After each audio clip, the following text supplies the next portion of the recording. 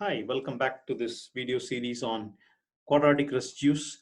Today I will show you how quadratic residues can be used to implement public key crypto system. So I will take a simple example and demonstrate this core idea, which was developed by BBS crypto system, right? They call it BBS generator, Blum-Blum-Shub. Generator. I will show you the paper in a moment. So this is the foundation paper needed for our discussion. Okay, so the idea is pretty neat, right? It uses the concept of quadratic residues. In the previous segment, I talked about how we can generate random numbers using quadratic residues. In this segment, I will show you how we can perform public key crypto system using quadratic residues. So here you go. We have Alice, right? And we have Bob. Let's assume Bob wants to talk to Alice, okay? So what Alice has to do, of course, is that she has to publish her public key, right? So she publishes her public key, which is a composite number n made of two primes p and q. So n equal to p times q, right? P and q are both prime numbers, but there are some more properties. P has to be 3 mod 4 to make the decryption process easier. I will talk about it in a moment. And Q also has to satisfy the same property. Q has to be 3 mod 4. So P and Q are private to Alice. Nobody knows other than Alice, presumably. But Alice publishes n. So n is public. Okay, this is public. Okay, this is public to the world, you can assume. So let's assume that Bob trusts the public key, and Bob knows that n is the public key of Alice. Okay, so how will a quadratic residue help to do public key crypto system? So here is what Bob will do. Bob will use the BBS generator idea. He randomly picks an element x0, right, from the set of quadratic residues, right, of n, right? N is public, remember. So how will he get x0? He can randomly pick an x from z star n and compute its square, maybe for example something like this, right? You can imagine x0 was just some randomly picked element x from z star n group, and it does a square in mod n. Okay, all right. So now the key generation algorithm goes like this, right? He basically uses the quadratic residue concept to generate keys as follows, right? He takes the ith quadratic residue, square it in mod n. Everything is mod n. Okay, so I starts from 0 onwards, right, including 0. So x1 is x0 square, x2 is x1 square, and so on. Okay, so of course we need to do mod 2 to get the individual bits. So the ith bit of the key, if we want to call the key to be ki, how do we get the ith bit of key? We get the ith bit of key as just take the xi, right, and we do mod 2. Okay, so that means you will get the parity bit of xi. This percentage symbol here means mod 2. Okay, all right. So this is how Bob will generate the individual bits of the key. The question now is how can Bob exchange that sequence of zeros and ones, the key bits, to Alice? The trick is as follows. Bob will not transfer the individual bits. However, Bob will transfer the last xi plus 1. Okay, let's say Bob wants to create a 256-bit AES key. Okay, so Bob will do this recursive call, right, 256 times, starting from 0 all the way to 255, and he got 256 bits of a key. But then he will send the value of x256. Remember, x256 is a number made out of x255 square mod n. So he's going to send x256 to Alice. So Alice is going to get x256, which is a very large number usually. If n is a 2048-bit number, x256 is a very large 248-bit number. Okay, what is Alice going to do? Alice is going to solve this equation. Given xi plus 1, Alice can find out xi because Alice knows the secrets, P and Q. Okay. Therefore, Alice will be able to compute all the key bits that Bob has. Exactly the same KIs can be computed by Alice because Alice is essentially doing the reverse.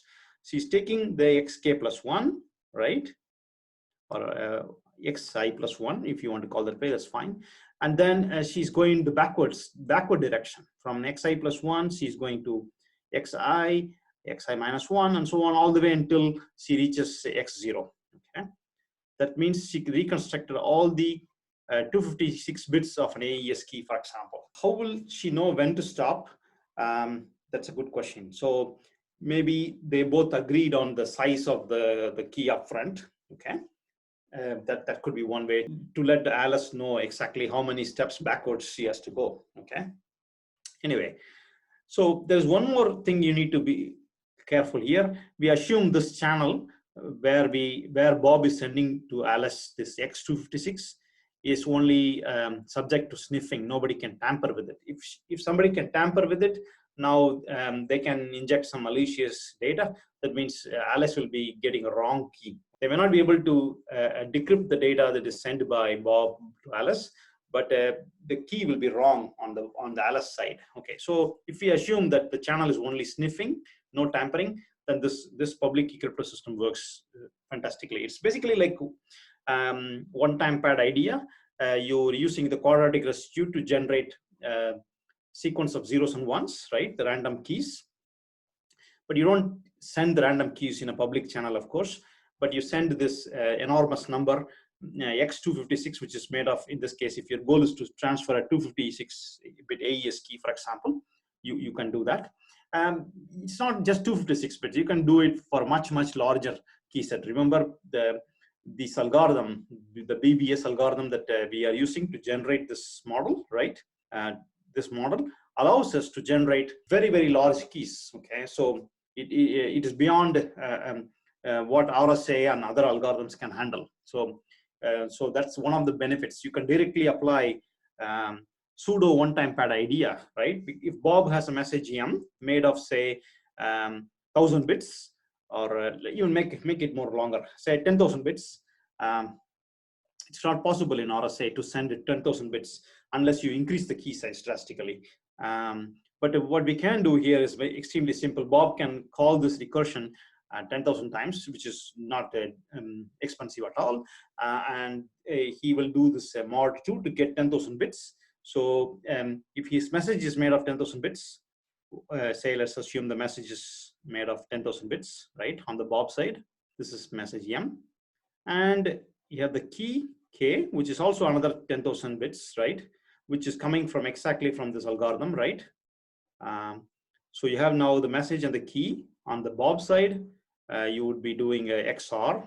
If you're a Bob, you would do XOR of these two and send the ciphertext C to Alice. So Alice gets the C, but then Alice doesn't know the K. So how would Alice decrypt C?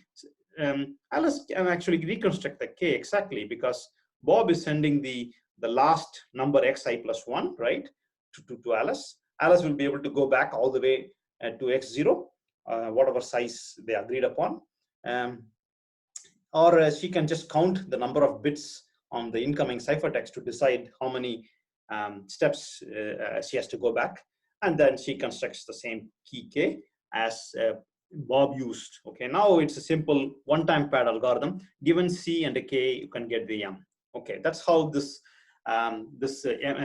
Blum-Blum-Shub algorithm can be used in the context of a public key crypto system to send very large data using this very nice idea of quadratic residues. It's a number theoretic invention. Very nice idea.